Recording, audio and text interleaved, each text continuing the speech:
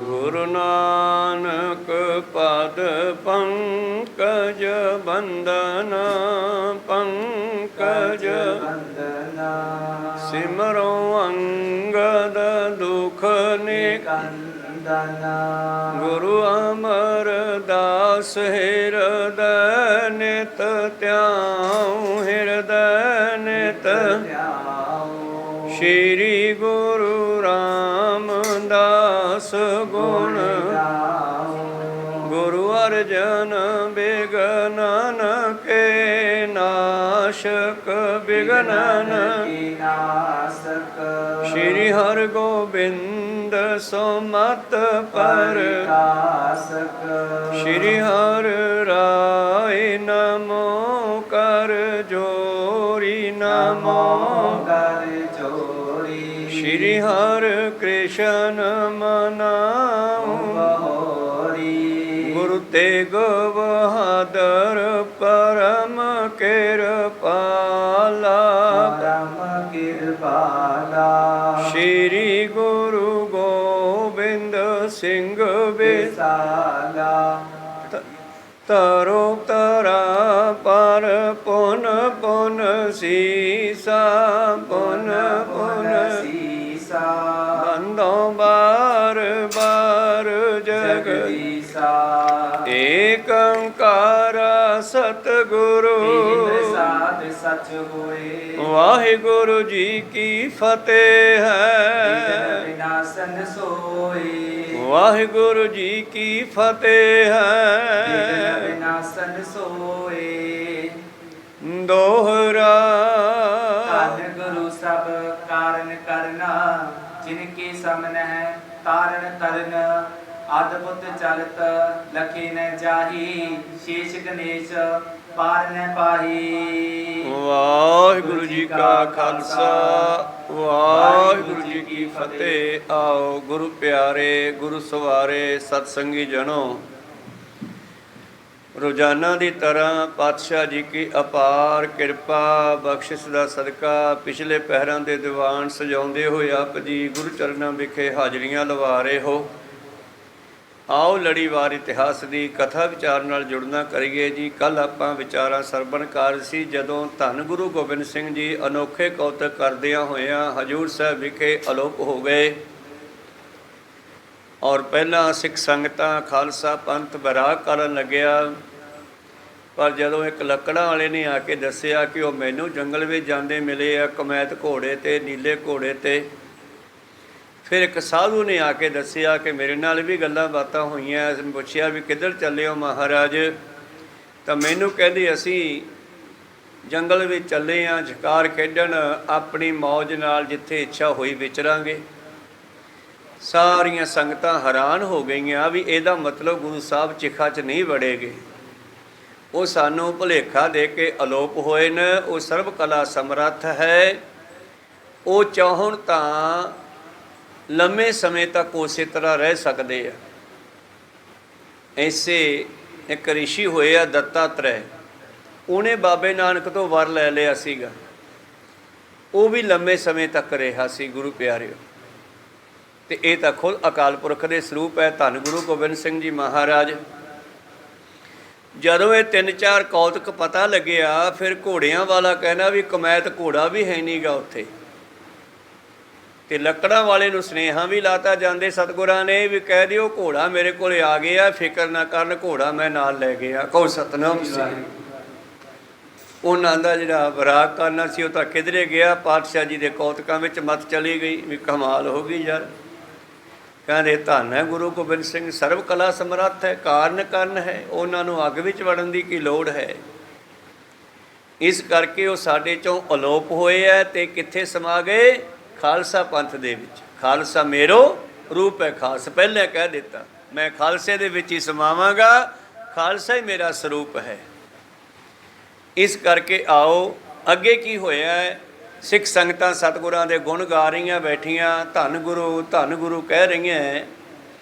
ਇਹ ਵਿਚਾਰਾਂ ਕੱਲ੍ਹ ਆਪਾਂ ਇੱਥੋਂ ਤੱਕ ਸਰਵਣ ਕੀਤੀਆਂ ਸੀ, ਅੱਗੇ ਆਰੰਭ ਕਰਕੇ ਸਰਵਣ ਕਰੀਏ। ਉਸ ਤੋਂ ਪਹਿਲਾਂ ਆਪਣੀਆਂ ਅਤੇ ਦਾਸਾਂ ਦੀਆਂ ਗੁਰੂ ਚਰਨਾਂ ਵਿੱਚ ਲਵਾਓ ਹਾਜ਼ਰੀਆਂ। ਗੁਰੂ ਕਾ ਬਖਸ਼ਿਆ ਫਤਿਹ ਦਾ ਨਾਰਾ ਕਰੋ ਬੁਲੰਦ। ਗੱਜ ਕੇ ਆਖੋ ਜੀ ਵਾਹਿਗੁਰੂ ਜੀ ਕਾ ਖਾਲਸਾ ਵਾਹਿਗੁਰੂ ਜੀ ਕੀ ਫਤਿਹ। ਦੋਹਰਾ। ਧੰਨ ਗੁਰੂ ਸਭ ਕਾਰਨ ਕਰਨਾ, ਜਿਨ ਕੀ ਸਮਨ ਹੈ ਤਾਰਨ ਤਰਨਾ। ਜਦੋਂ ਇਹ 3-4 ਕੌਤਕ ਨੇ ਐਟ ਏ ਟਾਈਮ ਦੇਖੇ ਸੰਗਤਾਂ ਨੇ ਤਾਂ ਸਾਰੇ ਧੰਨ ਧੰਨ ਕਰਨ ਲੱਗੇ ਵੀ ਧੰਨ ਗੁਰੂ ਗੋਬਿੰਦ ਸਿੰਘ ਹਨ। ਇਹ ਤਾਂ ਖੁਦ ਅਕਾਲ ਪੁਰਖ ਹੀ ਹਨ, ਆਪਣੀ ਮਰਜ਼ੀ ਦੇ ਮਾਲਕ, ਕਾਰਨ ਕਰਨ ਤਾਰਨ ਤਰਨ ਸੀਵਾ ਨੂੰ ਤਾਰਨ ਵਾਲੇ ਹਨ। ਅਦਭੁਤ ਚਲਤ ਲਖੀ ਨ ਜਾਹੀ, ਸ਼ੇਸ਼ ਗਣੇਸ਼ ਪਾਰ ਨ ਪਾਹੀ। ਬਈ ਗੁਰੂ ਗੋਬਿੰਦ ਸਿੰਘ ਜੀ ਦੇ ਗੁਣਾਂ ਦਾ, ਅਦਭੁਤ ਗੁਣਾਂ ਦਾ ਕੌਣ ਬਿਆਨ ਕਰ ਸਕਦਾ ਹੈ। ਸੰਤੋਖ ਸਿੰਘ ਕਵੀ ਵੀ ਇੱਥੇ ਹੱਥ ਬੰਨ ਖੜੇ ਆ, ਕਹਿੰਦੇ ਬਈ ਵਾਹ, ਮੈਂ ਵੀ ਜੇ ਸਾਰੇ ਗੁਣ ਬਿਆਨ ਕਰਾਂ ਤੇ ਮੈਂ ਲਿਖ ਨਹੀਂ ਸਕਦਾ। ਮੇਰੀ ਤਾਂ ਗੱਲ ਛੱਡੋ, ਸ਼ੇਸ਼ ਨਾਗ ਜਿਸ ਦੇ 1000 ਮੂੰਹ ਹੈ ਤੇ ਇੱਕ ਮੂੰਹ 'ਚ 2-2 ਜੀਭਾਂ ਹੁੰਦੀਆਂ ਤੇ 2000 ਜੀਭ ਆ, ਉਹ ਵੀ ਹਜੇ ਤੱਕ ਪਰਮੇਸ਼ਰ ਦੇ ਗੁਣ ਪੂਰੇ ਨਹੀਂ ਗਾ ਸਕਿਆ। ਉਹ ਵੀ ਗੁਰੂ ਗੋਬਿੰਦ ਸਿੰਘ ਜੀ ਦੇ ਪੂਰੇ ਗੁਣ ਨਹੀਂ ਗਾ ਸਕਦਾ। ਸਰਸਵਤੀ, ਗਣੇਸ਼ ਆਦਿ ਇਹ ਵੀ ਗੁਣ ਗਾਉਂਦੇ ਆ ਪਰਮੇਸ਼ਰ ਦੇ। ਨਾਰਦ ਮੁਨੀ ਵੀ ਗਾਉਂਦਾ ਹੈ। ਜੇ ਇਹਨਾਂ ਦੀ ਡਿਊਟੀ ਲਾ ਦਈਏ ਤੇ ਇਹ ਵੀ ਗੁਰੂ ਗੋਬਿੰਦ ਸਿੰਘ ਜੀ ਦੀ ਪੂਰੀ ਮਹਿਮਾ ਦੁਨੀਆ ਨੂੰ ਨਹੀਂ ਦੱਸ ਸਕਦਾ। ਉਹ ਬੜੇ ਬੇਅੰਤ ਹਨ, ਕਮਾਲ ਹੋ ਗਈ। ਸ਼ਸਤਰ ਧਾਰ ਕਰਕੇ ਤਿਆਰ ਪ੍ਰਤਿਆਰ ਹੋ ਕੇ ਕਮੈਦ ਘੋੜੇ ਤੇ ਚੜ੍ਹ ਕੇ ਚਲੇ ਗਏ। ਇਹਦਾ ਮਤਲਬ ਉਹ ਅਲੋਪ ਹੋਏ ਨੇ ਔਰ ਖਾਲਸੇ ਦੇ ਵਿੱਚ ਹੀ ਵਿਚਰ ਗਏ, ਖਾਲਸੇ ਵਿੱਚ ਹੀ ਸਮਾ ਗਏ ਹਨ। ਉਹ ਕਿਧਰੇ ਜੋਤੀ ਜੋਤ ਨਹੀਂ ਸਮਾਏ। ਉਹ ਬਹਾਨਾ ਬਣਾਇਆ, ਜਿਹੜਾ ਸਮੇਂ ਦਾ ਸੀ ਉਹ ਸਮਾਂ ਪੂਰਾ ਕੀਤਾ ਹੈ।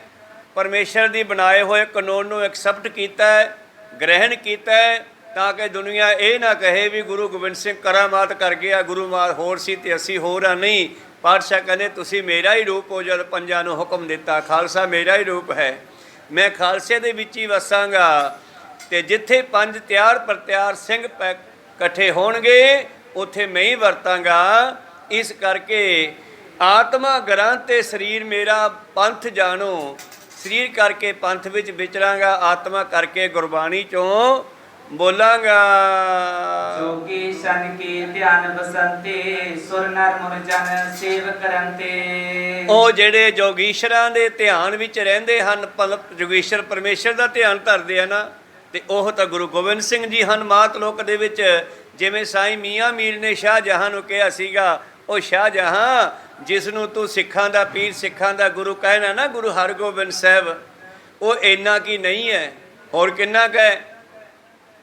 ਉਹ ਜਿਹੜੇ ਇੱਥੇ ਗੁਰੂ ਬਣ ਕੇ ਵਿਚਰ ਰਹੇ ਨਾ, ਜਦੋਂ ਅਸੀਂ ਧਿਆਨ ਵੀ ਜਾਂਦੇ ਹਾਂ, ਸਜਦੇ ਵੀ ਜਾਂਦੇ ਹਾਂ, ਸਿਮਰਨ ਵਿੱਚ ਬੈਠਦੇ ਹਾਂ, ਤੇ ਅਸੀਂ ਧਿਆਨ ਧਰਦੇ ਹਾਂ ਅੱਲਾ ਪਾਕ ਦਾ, ਤੇ ਸਾਡੇ ਸਾਹਮਣੇ ਮੂਰਤ ਹਰਗੋਬਿੰਦ ਸਾਹਿਬ ਦੀ ਆਉਂਦੀ ਹੈ। ਇਹੋ ਹੀ ਸੱਚਖੰਡ ਵਿੱਚ ਰੱਬ ਹਨ, ਅੱਲਾ ਹਨ, ਜਿਹੜੇ ਇੱਥੇ ਗੁਰੂ ਬਣ ਕੇ ਆਏ ਹੈ। ਔਰ ਗੁਰਬਾਣੀ ਦੇ ਵਿੱਚ ਐਸੀਆਂ ਅਨੇਕਾਂ ਉਦਾਹਰਨਾਂ ਹਨ। ਵਾਹੋ ਵਾਹੋ ਬਾਣੀ ਨਿਰੰਕਾਰ ਹੈ, ਜਾਂ ਇਉਂ ਵੀ ਕਹੇ ਆਪ ਨਰੈਣ ਕਲਾ ਧਾਰ ਜਗ ਮੈਂ ਪਰਵਰਿਓ। ਨਿਰੰਕਾਰ ਆਕਾਰ ਜੋਤ, ਨਿਰੰਕਾਰ ਜਿਸ ਦਾ ਰੰਗ ਰੂਪ ਰੇਖ ਭੇਖ ਨਹੀਂ। ਪਰ ਸਮਾਂ ਵਿਚਾਰਦਿਆਂ ਹੋਇਆਂ ਧਰਤੀ ਤੇ ਪਾਪਾਂ ਦਾ ਬਾਦਰਾ ਹੋਣ ਕਰਕੇ, ਧਰਤੀ ਦੇ ਉੱਤੇ ਕਰਮਕਾਂਡ ਪਖੰਡ ਵਧਣ ਕਰਕੇ, ਉਸੇ ਅਕਾਲ ਪੁਰਖ ਨੇ ਗੁਰੂ ਨਾਨਕ ਦਾ ਆਕਾਰ ਧਾਰਿਆ, ਉਹਦਾ ਸਰੀਰ ਧਾਰਿਆ ਉਹਨਾਂ ਦਾ। ਆਪ ਨਰੈਣ ਕਲਾ ਧਾਰ ਜਗ ਮੈਂ ਪਰਿਓ, ਨਿਰੰਕਾਰ ਆਕਾਰ ਜੋਤ ਜਗ ਮੰਡਲ ਕਰਿਓ। ਜਿਸ ਨਿਰੰਕਾਰ ਨੇ ਇਹ ਸ੍ਰਿਸ਼ਟੀ ਬਣਾਈ ਹੈ, ਉਹ ਹੀ ਨਾਨਕ ਗੁਰੂ ਗੋਬਿੰਦ ਸਿੰਘ ਪੂਰਨ ਗੁਰ ਅਵਤਾਰ। ਜਗਮਗ ਜੋਤ ਬਰਾਜ ਰਹੀ ਸ਼੍ਰੀ ਅਬਚਲ ਨਗਰ ਮਝਾਰ, ਇਹ ਵੀ ਕਹਿ ਦਿੰਦੇ ਆ। ਤੇ ਦੋਹਰਾ ਐਦਾਂ ਵੀ ਹੈ, ਜਗਮਗ ਜੋਤ ਬਰਾਜ ਰਹੀ ਸ਼੍ਰੀ ਗੁਰੂ ਗ੍ਰੰਥ ਮਝਾਰ। ਗੁਰਬਾਣੀ ਵਿੱਚ ਵੀ ਉਹਨਾਂ ਦੀ ਜੋਤ ਹੈ ਤੇ ਪੰਥ ਵਿੱਚ ਵੀ ਉਹਨਾਂ ਦੀ ਜੋਤ ਕਾਰਜ ਕਰ ਰਹੀ ਹੈ। ਇੰਤਕ ਕਾਰਨ ਤੇ ਤਨ ਧਾਰੈ, ਕਰ ਸਭ ਕੋ ਬੈਕੁੰਠ ਸਿਧਾਰੈ। ਹਾਂ, ਕੁਝ ਕੰਮਾਂ ਦੇ ਕਾਰਨ, ਕੁਝ ਕਾਰਜ ਕਰਨ ਦੇ ਲਈ ਇਹ ਪਰਮੇਸ਼ਰ ਅਨੇਕਾਂ ਰੂਪ ਧਾਰ ਕੇ ਦੁਨੀਆ ਵਿੱਚ ਆਉਂਦਾ ਹੈ। ਜਿਵੇਂ ਭੱਟ ਸਿਫਤ ਕਰਦੇ ਹੋਏ ਲਿਖਦੇ ਹਨ, ਸਰਜੁਗ ਤੈ ਮਾਣਿਓ ਛਲਿਓ ਬਲ ਬਾਵਨ ਭਾਇਓ, ਤ੍ਰੇਤਾ ਤੈ ਮਾਣਿਓ ਰਾਮ ਰਘੁਵੰਸ ਕਹਾਇਓ, ਦੁਆਪਰ ਕ੍ਰਿਸ਼ਨ ਮਰਾਰ ਕੰਸ ਕਿਰਤਾਰਥ ਕੀਓ। ਕਲਯੁਗ ਦੁਆਪਰ ਕ੍ਰਿਸ਼ਨ ਮਰਾਰ ਕੰਸ ਕਿਰਤਾਰਥ ਕੀਓ। और फिर ਕਲਯੁਗ ਦੇ ਵਿੱਚ ਉਹ ਆਪ ਹੀ ਧੰਨ ਗੁਰੂ ਨਾਨਕ ਗੁਰੂ ਗੋਬਿੰਦ ਸਿੰਘ ਦਾ ਰੂਪ ਧਾਰ ਕੇ ਆਏ ਤੇ ਅੱਜ ਉਹ ਖਾਲਸਾ ਪੰਥ ਅਤੇ ਗੁਰੂ ਗ੍ਰੰਥ ਸਾਹਿਬ ਜੀ ਦੇ ਰੂਪ ਵਿੱਚ ਦੁਨੀਆ ਵਿੱਚ ਵਿਚਰ ਰਹੇ ਹਨ, ਪ੍ਰਕਾਸ਼ਮਾਨ ਹਨ, ਸੁਭਾਏਮਾਨ ਹਨ। ਸਾਡਾ ਗੁਰੂ ਕਿਤੇ ਨਹੀਂ ਗਿਆ। ਕੌਣ ਕਹੇ, ਕੌਣ ਕਹਿੰਦਾ ਹੈ ਸਤਿਗੁਰ ਮੂਆ, ਭਾਵ ਸਤਿਗੁਰ ਜਿਹੜਾ ਹੈ ਸਰੀਰ ਛੱਡ ਗਿਆ? ਬਿਲਕੁਲ ਨਹੀਂ, ਗੁਰੂ ਕਿਤੇ ਵੀ ਨਹੀਂ ਜਾਂਦਾ। ਗੁਰੂ ਜੰਮਣ ਮਰਨ ਤੋਂ ਬਾਹਰ ਹੈ। ਅਕਾਲ ਪੁਰਖ ਵੀ ਜੰਮਣ ਮਰਨ 'ਚ ਨਹੀਂ ਆਉਂਦਾ ਤੇ ਗੁਰੂ ਵੀ ਉਸੇ ਦਾ ਸਰੂਪ ਹੈ। ਗੁਰ ਪਰਮੇਸ਼ਰ ਏਕੋ ਜਾਣ, ਦੋਨਾਂ ਦਾ ਇੱਕੋ ਹੀ ਰੂਪ ਹੈ। ਖੈਰ ਅੱਗੇ ਚੱਲੀਏ।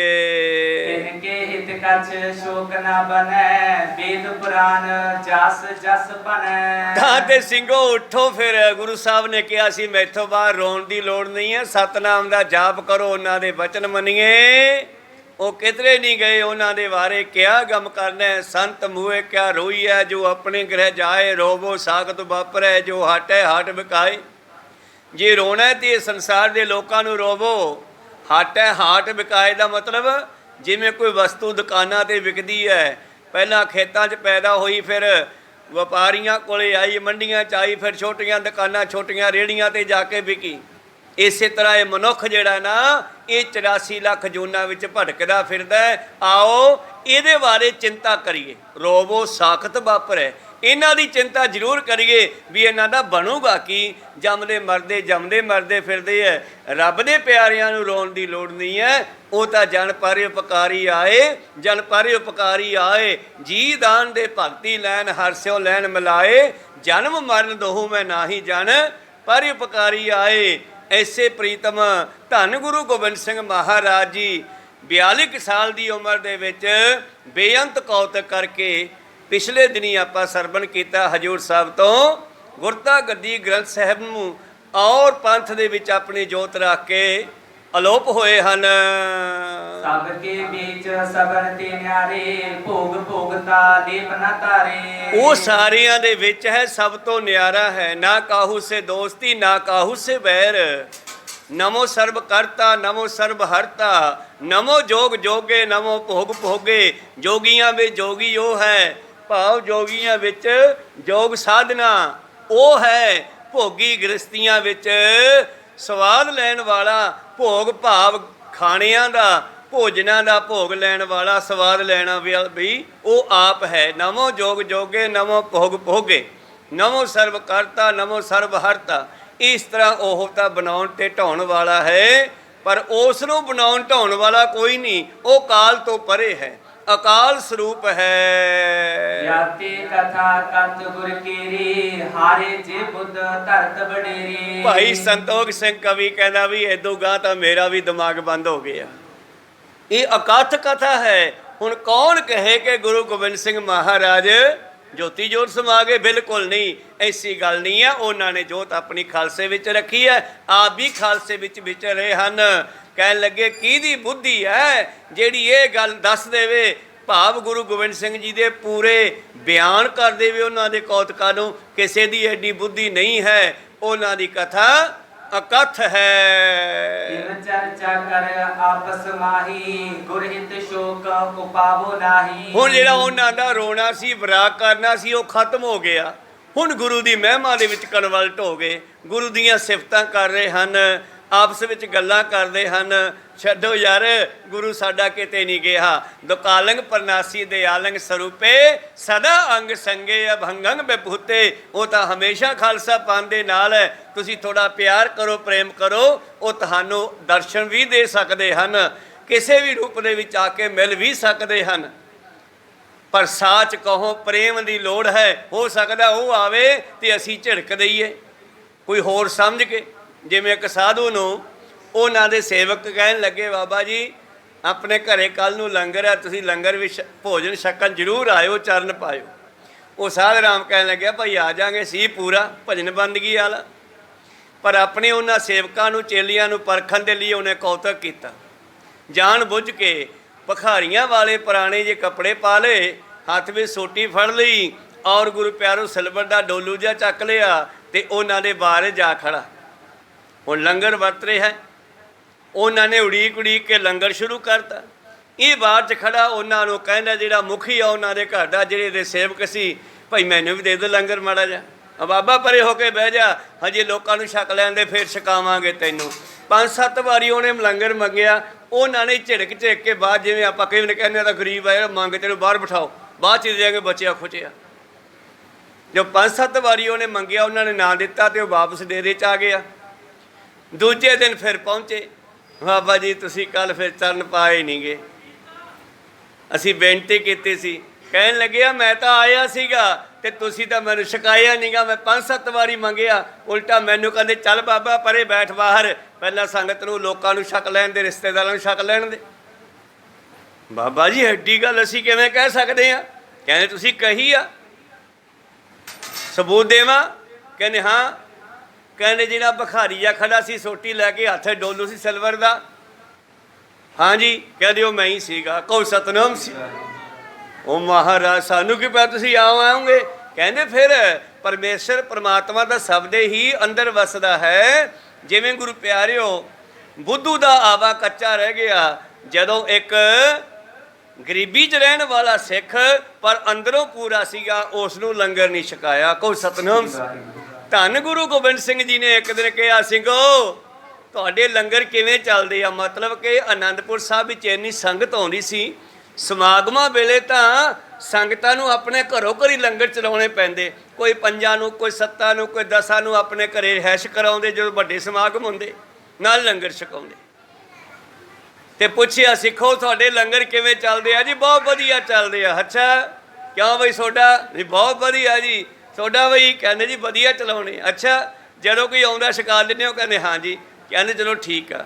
5-4 ਦਿਨਾਂ ਬਾਅਦ ਗੱਲ ਭੁੱਲ ਭੁਲਾ ਗਏ ਨਾ ਜਦੋਂ, ਤੇ ਪਾਤਸ਼ਾਹ ਨੇ ਵੀ ਇਹੀ ਕੀਤਾ, ਭੇਸ ਬਦਲਿਆ, ਇੱਕ ਸਾਧੇ ਦਾ ਭੇਸ ਧਾਰ ਕੇ ਤੇ ਗੁਰੂ ਪਿਆਰਿਓ ਇੱਕ ਸਿੱਖ ਦੇ ਘਰੇ ਚਲੇ ਗਏ। ਭਾਈ ਸਾਹਿਬ ਪ੍ਰਸ਼ਾਦਾ ਛਕਣਾ ਸੀਗਾ। ਬਾਬਾ ਤੜਕੀ ਆ ਗਿਆ, ਹਜੇ ਤਾਂ ਚਾਹ ਦਾ ਟਾਈਮ ਹੈ, ਹਜੇ ਦਾਲ ਨਹੀਂ ਬਣੀ, ਰੋਟੀ ਨਹੀਂ ਬਣੀ, ਠਹਿਰ ਕੇ ਆਈ। ਚੰਗਾ ਭਾਈ। ਦੂਜੇ ਦੇ ਘਰੇ ਗਏ, ਭਾਈ ਥੋੜਾ ਗੱਫਾ ਮਿਲ ਜੇ, ਪ੍ਰਸ਼ਾਦਾ, ਭੁੱਖ ਲੱਗੀ ਹੈ। ਬਾਬਾ ਹਜੇ ਕਿੱਥੇ, ਹਜੇ ਦਿਨ ਤਾਂ ਹੁਣ ਚੜ੍ਹਿਆ, ਹਜੇ ਨਹੀਂ ਬਣਿਆ ਪ੍ਰਸ਼ਾਦਾ, ਠਹਿਰ ਕੇ ਆਈ। ਉੱਥੋਂ ਚਲੇ ਗਏ। 5-7-10 ਦੀ ਪ੍ਰੀਖਿਆ ਲਈ, ਅਖੀਰ ਜੇ ਤੇ ਜਾ ਕੇ ਕਈਆਂ ਨੇ ਕਿਹਾ, ਉਹ ਬਾਬਾ ਹਜੇ ਦਾਲ ਧਰੀ ਪਈ ਆ, ਹਜੇ ਬਣਿਆ ਨਹੀਂ ਕੁਛ, ਹਜੇ ਰੋਟੀਆਂ ਦਾ ਟਾਈਮ ਨਹੀਂ ਹੋਇਆ, 10 ਵਜੇ ਲੰਗਰ ਚੱਲੂਗਾ। ਕਈ ਐਂ ਕਹਿ ਦਿੰਦੇ ਆ। ਕਈ ਵਾਰੀ ਰੇਲ ਗੱਡੀ ਚੜ੍ਹਨ ਵਾਸਤੇ ਤਿਆਰ ਹੁੰਦੇ ਆ ਮੁਸਾਫਰ, ਤੇ ਅਸੀਂ ਕਹਿ ਦਈਏ ਉਹਨਾਂ ਨੂੰ ਵੀ ਨਹੀਂ, ਵੀ ਹੈ ਨਹੀਂ ਲੰਗਰ, ਹਜੇ 10 ਵਜੇ ਚਲਾਵਾਂਗੇ। ਪਤਾ ਨਹੀਂ ਰੱਬ ਕਿਹੜੇ ਰੂਪ ਦੇ ਵਿੱਚ ਫਿਰਦਾ। ਏਕ ਭਾਏ ਦੇਖੋ ਸਭ ਨਾਰੀ, ਕਿਆ ਜਾਣੋ ਸਹਿ ਕੌਣ ਪਿਆਰੀ। ਧੰਨ ਗੁਰੂ ਗੋਬਿੰਦ ਸਿੰਘ ਜੀ ਘੁੰਮਦੇ ਘੁੰਮਦੇ ਆਪਣੇ ਅਨੰਨ ਪਿਆਰੇ ਸਿੱਖ ਭਾਈ ਨੰਦ ਲਾਲ ਗੋਇਆ, ਜੋ ਉਹਨਾਂ ਦਾ ਕਵੀ ਸੀ, ਕਵੀਆਂ ਦਾ ਸ਼੍ਰੋਮਣੀ ਸੀ, ਉਹਦੇ ਘਰੇ ਵੀ ਉਸੇ ਰੂਪ 'ਚ ਹੀ ਗਏ ਆ। ਉਹਨੂੰ ਪਛਾਣ ਨਹੀਂ ਆਈ ਕੋਈ। ਕਹਿਣ ਲੱਗੇ, ਭਾਈ ਸਾਹਿਬ ਜੀ ਥੋੜ੍ਹਾ ਪ੍ਰਸ਼ਾਦਾ ਮਿਲ ਜੇ, ਭੁੱਖ ਲੱਗੀ ਆ। ਉਹਨਾਂ ਦੇ ਘਰੇ ਵੀ ਹਜੇ ਦਾਲ ਪਾਣੀ ਧਰਿਆ ਹੋਇਆ ਸੀਗਾ, ਰੋਟੀ ਹਜੇ ਬਣਾਈ ਨਹੀਂ ਸੀ, ਆਟਾ ਪੱਕਿਆ ਪਿਆ ਸੀ, ਪਰ ਬੋਲਿਆ ਬੜੇ ਪਿਆਰ ਨਾਲ, ਬੈਠੋ ਬੈਠੋ ਬਾਬਾ ਜੀ, ਬਸ ਦਾਲ ਬਣੀ ਪਈ ਆ ਤੇ ਆਟਾ ਗੁੰਨਿਆ ਪਿਆ, ਮੈਂ 2 ਮਿੰਟਾਂ ਲਾ ਦਿੰਦਾ। ਪਾਤਸ਼ਾਹ ਨੇ ਸੁਭਾਅ ਬਦਲਿਆ। ਕਹਿੰਦੇ ਨਹੀਂ ਨਹੀਂ ਭਾਈ, ਸਾਨੂੰ ਬਹੁਤ ਕਾਹਲੀ ਹੈ, ਜੇ ਇਹੋ ਜਿਹਾ ਕੱਚਾ ਪਿੱਲਾ ਬਣਿਆ ਤੂੰ ਪਾ ਦੇ, ਸਾਡੇ ਨਾਲ ਦਾ ਜਿਹੜਾ ਜਥਾ ਗਾਂਹ ਟੱਪ ਜੂਗਾ ਦੂਰ, ਅਸੀਂ ਲੇਟ ਹੋ ਜਾਵਾਂਗੇ।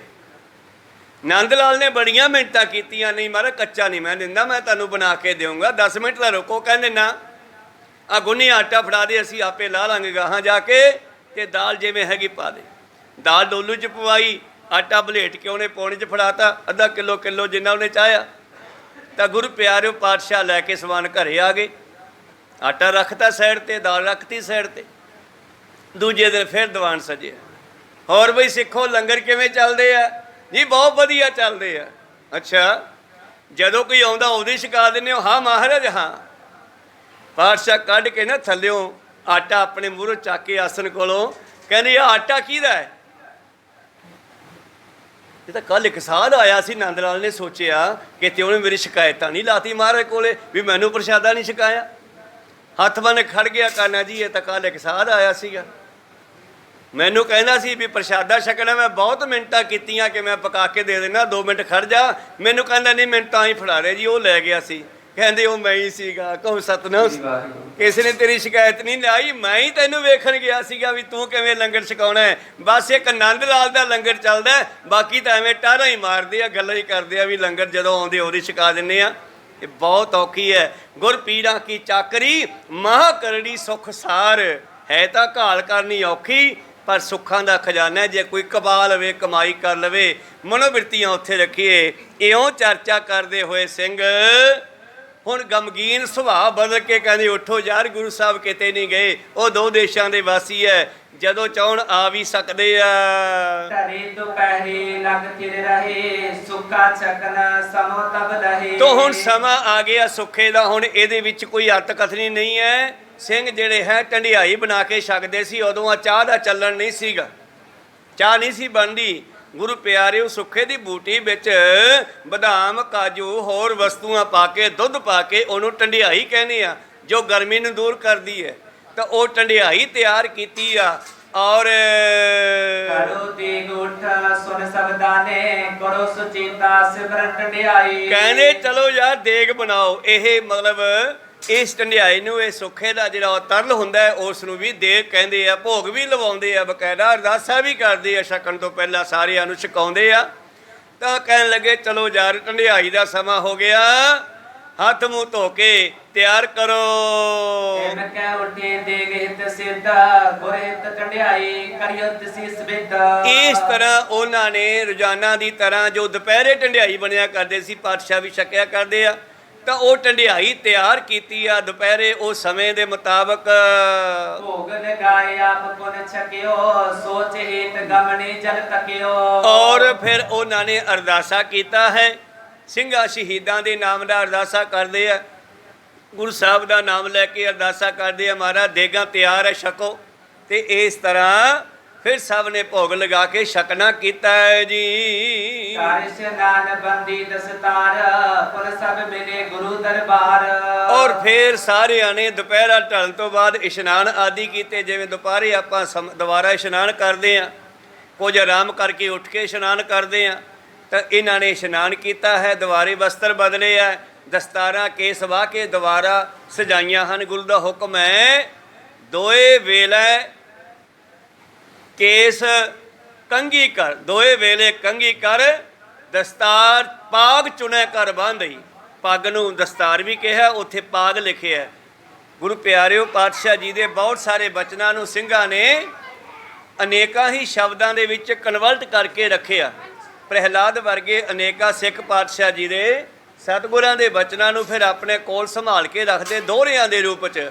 ਜਿਵੇਂ ਆਪਾਂ ਇਹ ਦੋਹਰਾ ਪੜ੍ਹਦੇ ਹਾਂ, ਆਗਿਆ ਭਈ ਅਕਾਲ ਕੀ ਤਵੈ ਚਲਾਇਓ ਪੰਥ, ਇਹ ਗੁਰਬਾਣੀ ਵਿੱਚ ਲਿਖਿਆ ਸ਼ਬਦ ਨਹੀਂ ਹੈ, ਪਰ ਇਹ ਸਤਿਗੁਰ ਦਾ ਬਚਨ ਜਿਸ ਵੇਲੇ ਗੁਰੂ ਗ੍ਰੰਥ ਸਾਹਿਬ ਨੂੰ ਗੱਦੀ ਦਿੱਤੀ ਗਈ ਸੀ, ਉਹਨਾਂ ਬਚਨਾਂ ਨੂੰ ਇਸ ਭਾਈ ਪ੍ਰਹਿਲਾਦ ਵਰਗੇ ਸਿੱਖਾਂ ਨੇ ਇਹ ਇੱਕ ਕਵਿਤਾ ਬਣਾ ਲਈ, ਜਿਹੜੀ ਕਿ ਆਪਾਂ ਹਰ ਵੇਲੇ ਗਾ ਸਕੀਏ। ਦੋਹਰਾ ਬਣਾ ਦਿੱਤਾ, ਆਗਿਆ ਭਈ ਅਕਾਲ ਕੀ ਤਵੈ ਚਲਾਇਓ ਪੰਥ, ਸਭ ਸਿੱਖਣ ਕੋ ਹੁਕਮ ਹੈ, ਗੁਰੂ ਮਾਨਿਓ ਗ੍ਰੰਥ।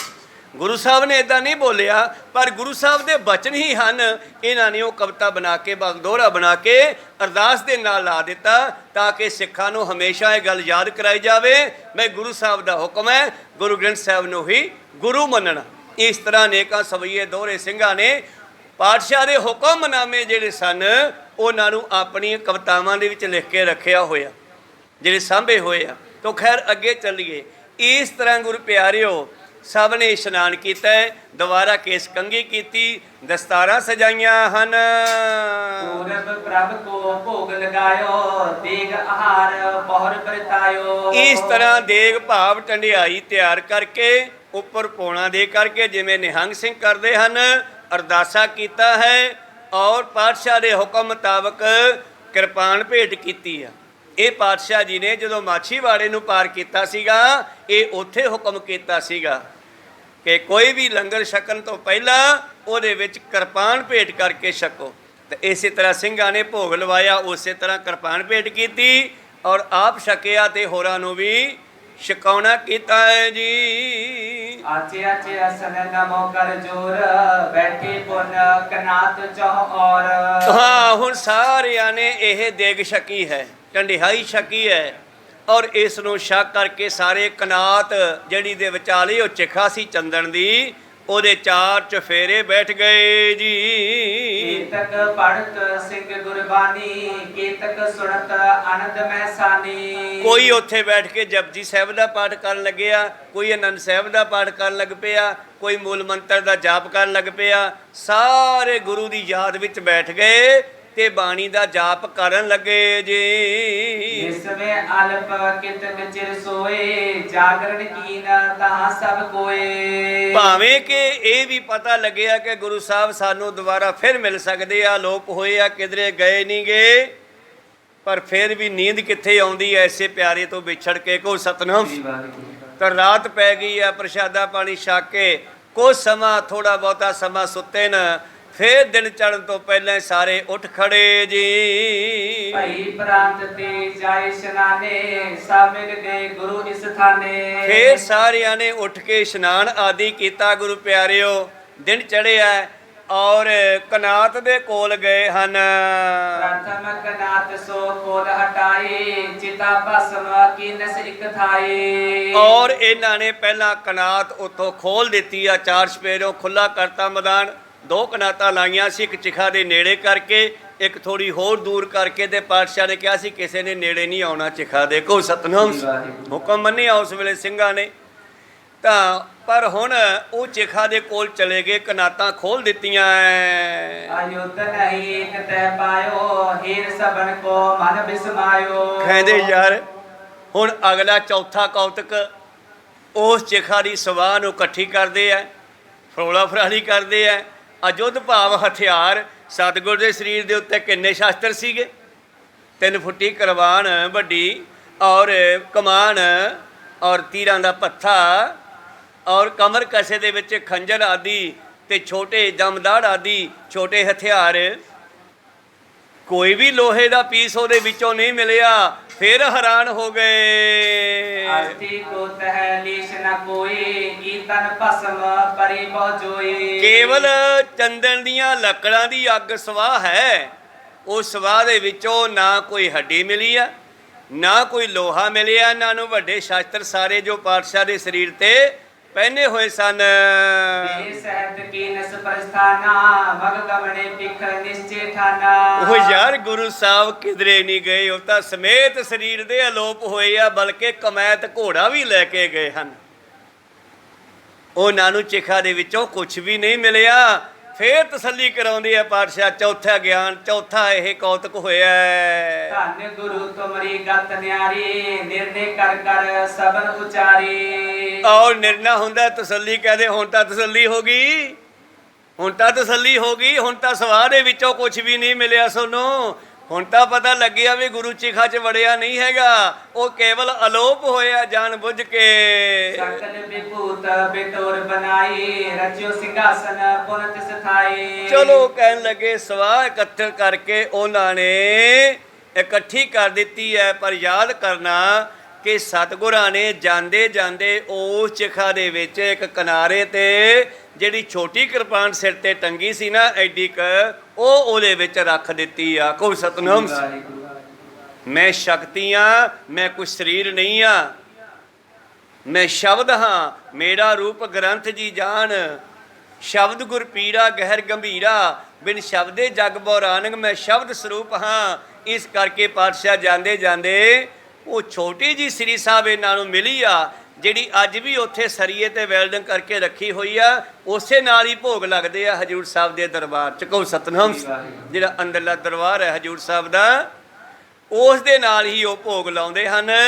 ਕੇਵਲ ਤੇ ਕੇਵਲ ਇਹਨਾਂ ਨੂੰ ਉਹ ਨਿੱਕੀ ਜਿਹੀ ਕਿਰਪਾਨ ਛੋਟੀ ਜਿਹੀ ਉਹ ਪ੍ਰਾਪਤ ਹੋਈ ਸੀ। ਖੈਰ ਇਹਨਾਂ ਨੇ ਸਾਰਾ ਕੁਝ ਇਕੱਤਰ ਕਰਕੇ ਉਹਦੇ ਉੱਤੇ ਇੱਟਾਂ ਦੇ ਨਾਲ ਥੜਾ ਬਣਾ ਦਿੱਤਾ ਹੈ ਜੀ।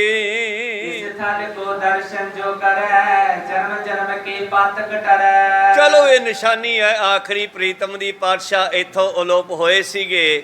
ਜਿਹੜਾ ਇੱਥੇ ਆ ਕੇ ਦਰਸ਼ਨ ਕਰੇਗਾ ਉਹਨਾਂ ਨੇ ਜਨਮਾਂ ਜਨਮਾਂਤਰਾਂ ਦੇ ਪਾਪਾਂ ਦਾ ਖਾਤਮਾ ਹੋਵੇਗਾ। ਆਦਿਕ ਪੁੰਨ ਕੋ ਪ੍ਰਾਪਤ ਹੋਏ, ਧਰੀ ਕਾਮਨਾ ਪੂਰਨ ਸੋਏ। ਔਰ ਜਿਹੜਾ ਕੋਈ ਵੀ ਕਾਮਨਾ ਲੈ ਕੇ ਇੱਥੇ ਆਵੇਗਾ ਉਹਦੀ ਕਾਮਨਾ ਪੂਰੀ ਹੋਵੇਗੀ, ਉਸ ਨੂੰ ਬਹੁਤ ਵੱਡਾ ਲਾਭ ਪ੍ਰਾਪਤ ਹੋਵੇਗਾ, ਉਸ ਦੇ ਪਾਪਾਂ ਦਾ ਖਾਤਮਾ ਹੋਵੇਗਾ। ਔਰ ਇਹ ਵੀ ਅੱਜ ਕਹਾਵਤ ਬਣੀ ਹੋਈ ਹੈ ਇੱਕ, ਕਿ ਗੁਰੂ ਸਾਹਿਬ ਦਾ ਹੁਕਮ ਹੈ ਕਿ ਸਿੱਖਾ 60 ਸਾਲ ਤੋਂ ਪਹਿਲਾਂ ਪਹਿਲਾਂ ਮੇਰੇ ਹਜੂਰ ਆ ਜਾ। ਹੁਣ ਇਹਦੇ ਦੋ ਅਰਥ ਬਣਦੇ ਆ। ਇੱਕ ਨੰਬਰ ਤਾਂ ਆਪਾਂ ਸਾਰੇ ਕਹਿੰਦੇ ਆ ਮੈਂ ਹਜੂਰ ਸਾਹਿਬ ਜਾਣਾ, ਕੋਈ ਕਹਿੰਦਾ ਮੈਂ 60 ਸਾਲ ਤੋਂ ਪਹਿਲਾਂ ਪਹਿਲਾਂ 4-5 ਵਾਰੀ ਜਾ ਆਇਆ। ਪਰ ਗੁਰੂ ਸਾਹਿਬ ਦੇ ਹੁਕਮ ਨੂੰ ਥੋੜਾ ਖੋਲ ਕੇ ਸਮਝਣ ਦੀ ਲੋੜ ਹੈ। ਗੁਰੂ ਕਹਿੰਦਾ 60 ਸਾਲ ਤੋਂ ਪਹਿਲਾਂ ਪਹਿਲਾਂ ਗੁਰੂ ਵਾਲਾ ਬਣ ਜਾ। ਇਹ ਨਹੀਂ ਵੀ ਤੂੰ ਹਜੂਰ ਸਾਹਿਬ ਜਾ ਆਇਆ ਤੇ ਕੰਮ ਨਿਬੜਿਆ। ਹਜੂਰੀ ਆਉਣ ਦਾ ਮਤਲਬ ਮੇਰੇ ਨਾਲ ਜੁੜ ਜਾ, ਮੇਰਾ ਬਣ ਜਾ, ਮੈਨੂੰ ਆਪਣਾ ਬਣਾ ਲੈ। 60 ਸਾਲ ਤੋਂ ਪਹਿਲਾਂ ਪਹਿਲਾਂ ਸਰਕਾਰਾਂ ਵੀ 60 ਸਾਲ ਦਾ ਹੋਣ ਤੱਕ ਆਪਣੇ ਕੰਮਾਂ ਤੋਂ ਰਿਟਾਇਰ ਕਰਦੀ ਹੈ, ਜਾ ਭਾਈ ਹੁਣ ਤੂੰ ਸਾਡੇ ਕੰਮ ਦਾ ਨਹੀਂ। ਗੁਰੂ ਵੀ ਕਹਿੰਦਾ ਸਿੱਖਾ 60 ਸਾਲ ਤੋਂ ਪਹਿਲਾਂ ਪਹਿਲਾਂ, ਕਿਉਂਕਿ 60 ਤੋਂ ਬਾਅਦ ਬੁਢੇਪਾ ਸ਼ੁਰੂ ਹੋ ਜਾਣਾ। 60 ਕੈ ਬੁਢੇਪਾ ਆਵੇ 70 ਕਾ ਮਤਹੀਨ, 80 ਕਾ ਵਿਵਹਾਰ ਨ ਪਾਵੇ, 90 ਕਾ ਸੇਜਾ ਸਣੀ ਮੂਲ ਨ ਜਾਣੇ ਅਪ ਬਲ, ਟੰਡੋਲਮ ਢੂਲਮ ਨੇਠਵੇਂ ਨਾਨਕ ਜਗ, ਧੂਏ ਕਾ ਧਵਲ ਹਾਰ, ਧੂਏ ਦਾ ਪਹਾੜ ਬਣ ਜਾਣਾ ਮੁੜ ਕੇ। 60 ਸਾਲ ਤੋਂ ਪਹਿਲਾਂ ਪਹਿਲਾਂ ਮੇਰੇ ਕੋਲ ਆ ਜਾ, ਭਾਵ ਗੁਰੂ ਵਾਲਾ ਬਣ ਜਾ। ਗੁਰੂ ਸਾਹਿਬ ਦਾ ਹੁਕਮ ਤਾਂ ਸਾਨੂੰ ਬਚਪਨ ਤੋਂ ਹੀ ਆਪਣੇ ਬੱਚਿਆਂ ਨੂੰ ਪ੍ਰੇਰਨਾ ਕਰਕੇ ਕੇਸ ਦਾੜੀਆਂ ਰਖਾ ਕੇ ਜਵਾਕਾਂ ਦੇ ਕੇਸ ਰੱਖ ਕੇ ਉਹਨਾਂ ਨੂੰ ਗੁਰੂ ਨਾਲ ਜੋੜ ਦੇਣਾ ਚਾਹੀਦਾ ਤਾਂ ਕਿ ਵੱਡੇ ਹੋਇਆਂ ਨੂੰ ਆਦਤ ਪੈ ਜੇ। ਨਹੀਂ ਤਾਂ ਮੁੜ ਕੇ ਕੇਸ ਕੱਟਣ ਦਾ ਐਸਾ ਸੁੱਖ ਪੈਂਦਾ ਹੈ ਤੇ ਮੁੜ ਕੇ ਰੱਖਣ ਨੂੰ ਜੀ ਨਹੀਂ ਕਰਦਾਗਾ। ਇਹ ਸਾਡੀ ਇੱਛਾ ਆਪਣਾ ਜ਼ਰੂਰੀ ਗੱਲ ਹੈ ਗੁਰੂ ਸਾਹਿਬ ਦੀ। ਗੁਰੂ ਪਿਆਰਿਓ, ਤਾਂ ਖੈਰ ਭਾਈ ਸਾਹਿਬ ਲਿਖਦੇ ਹਨ ਜਿਹੜਾ ਹਜੂਰ ਸਾਹਿਬ ਦਰਸ਼ਨ ਕਰੇਗਾ ਇਹ ਵੀ ਜ਼ਰੂਰੀ ਹੈ, ਤਖਤਾਂ ਦੇ ਦਰਸ਼ਨ ਕਰਨੇ ਵੀ ਜ਼ਰੂਰੀ ਹੈ। ਕੱਟ ਵੀ ਨਾ ਦਿਓ ਮੇਰੀ ਗੱਲ ਨੂੰ ਵੀ ਬਾਬੇ ਨੇ ਤਾਂ ਐਂ ਕਹਿਤਾ ਵੀ ਕੇਵਲ ਅੰਮ੍ਰਿਤ ਛਕਣਾ ਹੈ, ਅੰਮ੍ਰਿਤ ਵੀ ਛਕਣਾ ਹੈ।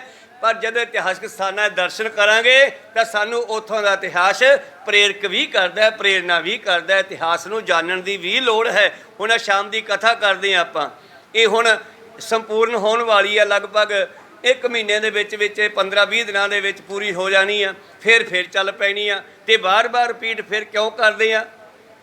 ਇਹਦਾ ਮਤਲਬ ਹੈ ਕਿ ਜਿਹੜਾ ਨਵਾਂ ਪੋਸ਼ ਹੈ ਉਸ ਨੂੰ ਵੀ ਇਤਿਹਾਸ ਸੁਣਾਇਆ ਜਾਵੇ, ਹੁਣ ਦੱਸਿਆ ਜਾਵੇ ਕਿ ਸਾਡਾ ਆਹ ਵਿਰਸਾ ਆ, ਵਿਰਾਸਤ ਹੈ, ਸਾਡਾ ਇਤਿਹਾਸ ਹੈ। ਇਸ ਕਰਕੇ ਦੁਬਾਰਾ ਫਿਰ ਸ਼ੁਰੂ ਹੋਣੀ ਆ ਕਥਾ ਇਸੇ ਤਰ੍ਹਾਂ ਹੀ। ਤਾਂ ਕਹਿਣ ਤੋਂ ਭਾਵ ਹੈ ਕਿ ਸਤਿਗੁਰੂ ਪਾਤਸ਼ਾਹ ਜੀ ਕਹਿੰਦੇ ਸਿੱਖਾ 60 ਸਾਲ ਤੋਂ ਪਹਿਲਾਂ ਪਹਿਲਾਂ ਹਜੂਰ 'ਚ ਆ ਜਾ ਤੇ ਜਿਹੜਾ ਪਹੁੰਚੇਗਾ ਗੁਰੂ ਦੀ ਹਜੂਰੀ ਵਿੱਚ ਗੁਰੂ ਵਾਲਾ ਬਣੇਗਾ, ਤਖਤਾਂ ਦੇ ਦਰਸ਼ਨ ਵੀ ਕਰੇਗਾ। ਔਰ ਇੱਕ ਪਾਤਸ਼ਾਹ ਦਾ ਹੁਕਮ ਆਪ ਜੀ ਨੂੰ ਦੱਸ ਦੇਵਾਂ। ਪਾਤਸ਼ਾਹ ਜੀ ਕਹਿੰਦੇ ਜਿਨ੍ਹਾਂ ਨੇ ਹਜੂਰ ਸਾਹਿਬ ਆਉਣਾ, ਹਜੂਰ ਸਾਹਿਬ ਦੀ ਡਿਊਟੀ ਧਮਧਾਨ ਸਾਹਿਬ ਹੈ, ਧਮਧਾਨ ਸਾਹਿਬ ਤੋਂ ਸ਼ੁਰੂ ਕਰਨੀ ਹੈ ਯਾਤਰਾ। ਕਹੋ ਸਤਨਾਮ। ਪਹਿਲਾਂ ਧਮਧਾਨ ਸਾਹਿਬ ਜਾਣਾ, ਭਾਵੇਂ ਤੁਸੀਂ ਪਹਿਲਾਂ ਜਾ ਕੇ ਧਮਧਾਨ ਸਾਹਿਬ ਘਰੇ ਆ ਜਾਓ, ਫਿਰ ਸਿੱਧੀ ਗੱਡੀ ਫੜ ਲਓ, ਪਰ ਸ਼ੁਰੂਆਤੀ ਜਿਹੜਾ ਦਰਬਾਰ ਦਾ ਗੇਟ ਹੈ ਹਜੂਰ ਸਾਹਿਬ ਦਾ ਉਹ ਧਮਧਾਨ ਸਾਹਿਬ ਨੂੰ ਬਣਾਇਆ। ਕਹੋ ਸਤਨਾਮ। ਭਾਵ ਧਮਧਾਨ ਸਾਹਿਬ ਗੁਰੂ ਤੇਗ ਬਹਾਦਰ ਦਾ ਸਥਾਨ ਹੈ।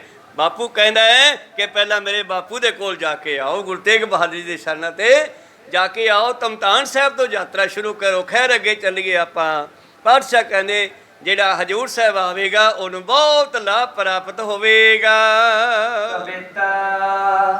ਸੁੰਦਰ ਗੋਦਾਵਰੀ ਬਹੀਨਾ ਮਲ ਚੱਲੇ ਜਲ ਸਰਤਾ, ਸੋ ਤੁਲ ਗੰਗਾ ਪੂਰ ਛਬ ਪਾਵੇ। ਤੋ ਭਾਈ ਸਾਹਿਬ ਜੀ ਕਹਿੰਦੇ ਜਿਵੇਂ ਹਿੰਦੂ ਮਤ ਵਿੱਚ ਗੰਗਾ ਬੜੀ ਮਸ਼ਹੂਰ ਹੈ, ਕਬੀਰ ਸਾਹਿਬ ਨੇ ਭਗਤਾਂ ਨੇ ਵੀ ਗੰਗਾ ਦੀ ਉਦਾਹਰਨ ਦੇ ਕੇ ਮਨ ਦੀ ਗੱਲ ਕੀਤੀ ਹੈ। ਕਬੀਰ ਮਨ ਨਿਰਮਲ ਭਇਆ ਜੈਸਾ ਗੰਗਾ ਨੀਰ, ਪਾਛੇ ਲਾਗੋ ਹਰ ਫਿਰੈ ਕਹਿਤ ਕਬੀਰ ਕਬੀਰ।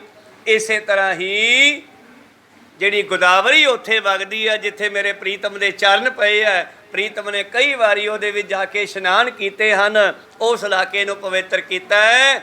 ਸਿੱਖ ਪੰਥ ਵਾਸਤੇ, ਸੰਗਤਾਂ ਵਾਸਤੇ ਉਹ ਗੋਦਾਵਰੀ ਗੰਗਾ ਹੀ ਬਣ ਗਈ ਹੈ ਔਰ ਉਹਦੇ ਵਿੱਚ ਇਸ਼ਨਾਨ ਕਰਕੇ ਵੀ ਤੁਹਾਡੇ ਭਲੇ ਹੋਣਗੇ। ਕਰੇ ਕਰੇ ਤਰ ਕਰੇ ਹਰੇ ਹਰੇ ਪਾਤ ਜਰੇ, ਪਾਤ ਪਾਤ ਕਰੇ ਛਾਏ ਸੰਗ ਨਿਛਾਵੇ। ਹਾਂ, ਉਹ ਗੋਦਾਵਰੀ ਦੇ ਕਿਨਾਰੇ ਹਰੇ ਹਰੇ ਦਰਖਤ ਖੜੇ ਆ ਜਿੱਥੇ, ਔਰ ਉਹਨਾਂ ਦੇ ਉੱਤੇ ਬੜੀ ਹਰਿਆਲੀ ਹੈ ਕਿਉਂਕਿ ਨਦੀ ਦੇ ਕਿਨਾਰੇ ਉੱਦਾਂ ਹੀ ਦਰਖਤ ਹਰਿਆਲੀ 'ਚ ਹੁੰਦੇ ਆ, ਪਾਣੀ ਮਿਲਦਾ ਰਹਿੰਦਾ। ਭਾਈ ਸਾਹਿਬ ਨੇ ਆਪਣੀ ਕਵਿਤਾ ਵਿੱਚ ਕਿਹਾ ਕਿ ਉਸ ਦੇ ਕਿਨਾਰਿਆਂ 'ਤੇ ਖੜੇ ਹੋਏ ਹਰੇ ਹਰੇ ਦਰਖਤ, ਹਰੇ ਹਰੇ ਪੱਤੇ ਔਰ ਪੱਤੇ ਪੱਤੇ ਦੀ ਛਾਂ ਬੜੀ ਸੰਘਣੀ ਹੈ। ਬੋਲਤ ਬਿਹੰਗ ਰੰਗ ਕੇ ਉਤੰਗ ਸ਼੍ਰੀ, ਧੰਨ ਸ਼੍ਰੀ ਗੋਬਿੰਦ ਸਿੰਘ ਕੋ ਸਿੰਘਾਸਨ ਸੁਹਾਵੇ। ਇਸ ਗੋਦਾਵਰੀ ਦੇ ਕਿਨਾਰੇ ਤੇ ਬਹੁਤਾ ਦੂਰ ਨਹੀਂ ਹੈ ਹਜੂਰ ਸਾਹਿਬ ਨੰਦੇੜ ਜੋ ਸਿੰਘਾਸਨ ਸਾਹਿਬ ਹੈ, ਜਿਸ ਤਖਤ ਸਾਹਿਬ ਹੈ, ਤੋ ਇਹ ਦੱਸਿਆ ਭਾਈ ਸਾਹਿਬ ਜੀ ਨੇ ਕਿ ਕਿੱਥੇ ਜੇ ਆ, ਜਿੱਥੇ ਗੋਦਾਵਰੀ ਨਦੀ ਹੈ ਉਸ ਦੇ ਨੇੜੇ ਹੀ ਜਿੱਥੇ ਰੰਗ ਬਰੰਗੇ ਪੰਛੀ ਉਹਨਾਂ ਦਰਖਤਾਂ ਦੇ ਉੱਤੇ ਬੈਠੇ ਚਹਿ ਚੁਹਾਰੇ ਹਨ, ਉਸ ਗੋਦਾਵਰੀ ਦੇ ਨੇੜੇ ਹੀ ਉੱਚੇ ਥਾਂ ਤੇ ਧੰਨ ਗੁਰੂ ਗੋਬਿੰਦ ਸਿੰਘ ਜੀ ਦਾ ਸਿੰਘਾਸਨ शोभा पा रही है। जाए दर्शावे मनोरथ उठावे सो कामना को पावे संतोष सिंह गावे। भाई संतोष सिंह कवि कहते आ जो भी कामना लैके तुसी उत्थे जाओगे, दर्शन करोगे, उस इतिहास नूं जानोगे, गुरु दे बचन मनोगे, तो फिर जो भावना कामना लैके जाओगे, मनोरथ लैके जाओगे, दर्शन करोगे, वो पूरे होणगे जी। अब चल नगर उजागर सगर जग जाहिर जहूर जहाँ जोत है जबर जान। हाँ, वो अबचल नगर, अबचल का दूसरा अर्थ हुंदा है जिहड़ा कदे भी जाण वाला नहीं, सदा रहण वाला। ये प्रीतम का स्थान है, हुणे कदे भी खत्म होण वाला नहीं। अबचल नगर गुरु गोबिंद गुरु का नाम जपत सुख पाया राम।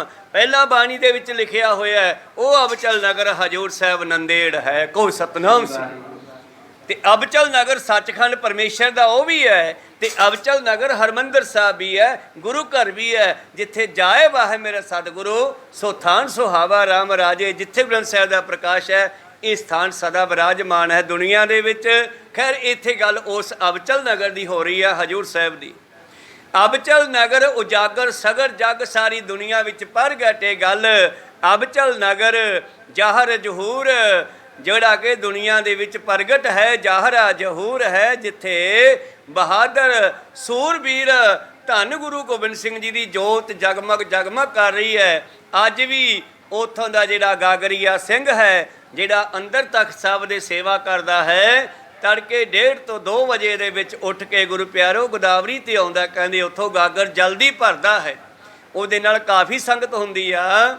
ਨੰਗੇ ਪੈਰੀਂ ਆਉਂਦਾ, ਉਹਦੀ ਬਿਨਾਂ ਨਾਗਾ ਰੈਗੂਲਰ ਡਿਊਟੀ ਆ, ਔਰ ਉੱਥੋਂ ਸੁੰਦਰ ਗਾਗਰ ਜਲਦੀ ਭਰ ਕੇ ਲੈ ਕੇ ਜਾਂਦਾ ਹੈ ਤਖਤ ਸਾਹਿਬ ਦੇ ਅੰਦਰ। ਔਰ ਇਹ ਉੱਥੋਂ ਦੀ ਵਿਚਾਰ ਜੋ ਮੈਂ ਸੁਣੀ ਆ, ਕਹਿੰਦੇ ਉਹ ਥੱਲੇ ਗਾਗਰ ਰੱਖੇ ਆਉਂਦਾ ਹੈ, ਤੇ ਗੁਰੂ ਪਿਆਰਿਓ ਦੂਸਰੇ ਦਿਨ ਜਦੋਂ ਰੱਖਣ ਜਾਂਦਾ ਤੇ ਉੱਥੇ ਦਾਤਨ ਕੀਤੀ ਹੁੰਦੀ ਹੈ, ਗੜਵੇ ਦਾ ਪਾਣੀ ਖਤਮ ਹੁੰਦਾ ਜੋ ਰਾਤ ਨੂੰ ਰੱਖਿਆ ਹੁੰਦਾ, ਔਰ ਵਸਤਰ ਵੀ ਕਸ਼ਹਿਰ ਆਦਿ ਮਿਲਦਾ ਹੈ। ਉਸੇ ਤਰ੍ਹਾਂ ਭਾਵੇਂ ਭਾਵਨਾ ਕਿ ਗੁਰੂ ਸਾਹਿਬ ਅੱਜ ਵੀ ਹਜੂਰ ਸਾਹਿਬ ਦੇ ਵਿੱਚ ਹੀ ਵਸ ਰਹੇ ਹਨ। 3.5 ਯੁੱਗ ਪਾਤਸ਼ਾਹ ਦੀ ਤਪੱਸਿਆ ਹੈ।